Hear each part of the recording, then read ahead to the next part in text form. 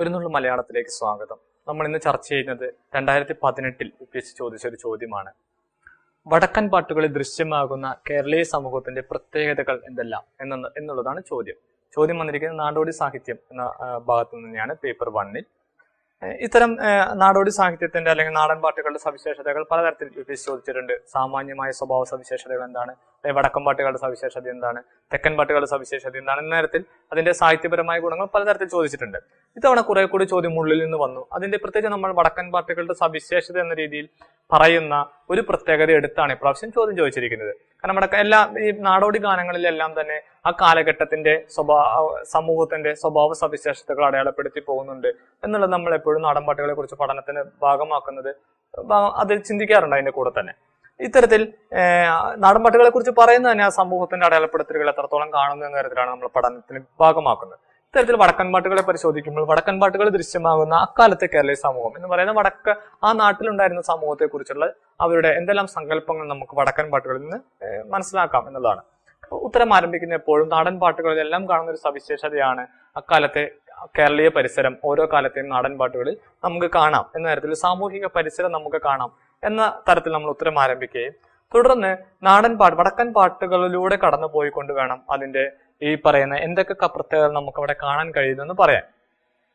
പ്രത്യേകിച്ചും അക്കാലത്തെ ഭരണപരമായ കാര്യങ്ങൾ വടക്കൻ പാട്ടുകളിൽ പലതരത്തിൽ പരാമർശിച്ചു പോകാറുണ്ട്. രാജാവും അതുമായി ബന്ധപ്പെട്ട് വരുന്ന അംഗങ്ങളും അംഗം ചെയ്യാൻ വേണ്ടി തയ്യാറെടുക്കുന്ന ഒരു പ്രത്യേക വിഭാഗവും ചേക്കവന്മാരെന്ന് പറയുന്നു.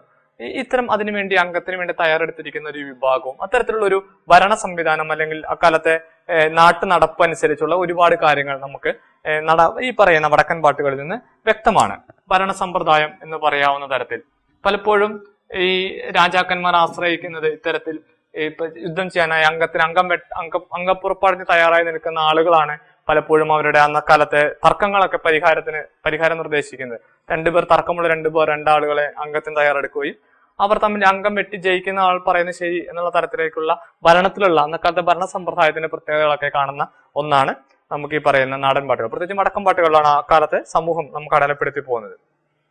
മറ്റൊന്ന് ആചാരങ്ങൾ. അക്കാലത്ത് നിലനിന്നിരുന്ന പലതരത്തിലുള്ള ആചാരങ്ങളെ വടക്കൻ പാട്ടുകൾ അടയാളപ്പെടുത്തി പോകുന്നുണ്ട്. ഈ പറയുന്ന പുത്തൂരം പുത്രിയെ കുറിച്ച് പറയുന്ന വടക്കൻ പാട്ടിൽ അവർ കൊടുത്ത സ്ത്രീധനത്തെ കുറിച്ചൊക്കെ പറയുന്നുണ്ട്. ഒരു പശുവും അതുപോലെ തന്നെ ഇത്രയും സ്വർണവും ഒക്കെ ആയിട്ടാണ് ഇത്ര സ്ത്രീധനം കൊടുത്താണ് കടന്നു വന്നത് എന്നൊക്കെ പറയുന്ന തരത്തിൽ അക്കാലത്തെ സ്ത്രീധന സമ്പ്രദായം അതുപോലെ അക്കാലത്തെ സമൂഹം കൈമാറി വരുന്ന ഓരോ പ്രത്യേകതകളെയും ഈ പറയുന്ന വടക്കൻ പാട്ടുകളിൽ നമുക്ക് കാണാം. ആചാരങ്ങൾ എന്ന് പറയുന്ന ഒരു പ്രത്യേകത നമുക്ക് അക്കാലത്തെ സമൂഹത്തിന്റെ ആചാരങ്ങൾ കാണാം.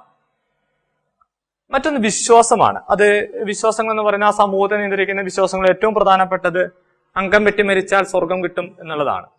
അതായത് ധീരമായി പോരാടി വേണം മരണപ്പെടാൻ. ആ മരണപ്പെട്ട സ്വർഗം കിട്ടും. അതിലൊരു കുടുംബം മുഴുവൻ സന്തോഷിക്കുന്ന ഒരു തരം വിശ്വാസം അക്കാലത്തെ സമൂഹത്തിനുണ്ടായിരുന്നു നമുക്ക് മനസ്സിലാക്കാം. ഏറ്റവും പ്രധാനപ്പെട്ട കാര്യം അക്കാലത്തെ സ്ത്രീ പുരുഷനും തമ്മിലുള്ള തുല്യമായൊരു അവസ്ഥ അക്കാലത്തെ വടക്കൻ പാട്ടുകൾ വ്യക്തമായി കാണാം. കാരണം പുരുഷനെ പോലെ തന്നെ സ്ത്രീയും യുദ്ധം ചെയ്യുന്നു, യുദ്ധത്തിന് പോകുന്നു. അതുപോലെ തന്നെ വിദ്യാഭ്യാസത്തിന്റെ കാര്യത്തിലും സ്ത്രീകൾ പുരുഷനൊപ്പം തന്നെ അക്കാലത്ത് വിദ്യാഭ്യാസം നേടുന്നുണ്ടായിരുന്നു. ഇത്തരത്തിൽ അക്കാലത്തെ സമൂഹത്തിന്റെ ഒരു പരിച്ഛേദം എന്ന് പറയുന്ന എല്ലാ തരത്തിലും സ്ത്രീ പുരുഷ ബന്ധങ്ങളിലും എല്ലാം കാണുന്ന തുല്യത പലപ്പോഴും അക്കാലത്തെ ഈ പറയുന്ന വടക്കൻ പാട്ടുകളിൽ കാണാം. അതുകൊണ്ടാണ് പുത്തൂരം പുത്രി പോലുള്ള ഒരു കഥാപാത്രം തന്നെ കടന്നു വരുന്നത്. ആയുധ പരിശീലനം സ്ത്രീകൾക്കും പുരുഷന്മാർക്കും തുല്യമായിട്ടുണ്ടായിരുന്നു. വിദ്യാഭ്യാസത്തിന്റെ കാര്യത്തിലും അവർ തുല്യതായിരുന്നു എന്നുള്ളത് പല പാട്ടുകളിൽ നിന്ന് നമുക്ക് വ്യക്തമാണ്.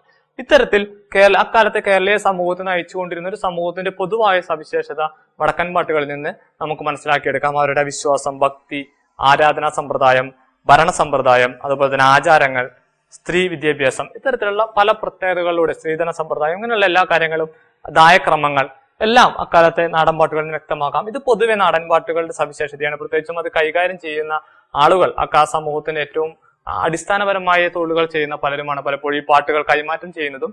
പ്രത്യേകിച്ചും കൃഷിപ്പാട്ടുകളൊക്കെ ആയി പാടുന്ന ഒന്നാണ്. അത്തരത്തിൽ കൃഷിയുമായി ബന്ധപ്പെട്ട കാര്യങ്ങളും ഇത്തരത്തിൽ എല്ലാ തരത്തിലും ഈ പാട്ടുകളിൽ കാണുന്ന പൊതുവായ സവിശേഷതകൾ ഓരോ സമൂഹത്തിന്റെയും അടയാളപ്പെടുത്തലാണ് എന്ന തരത്തിൽ വേണം ഈ ഉത്തരം അവസാനിപ്പിക്കാൻ.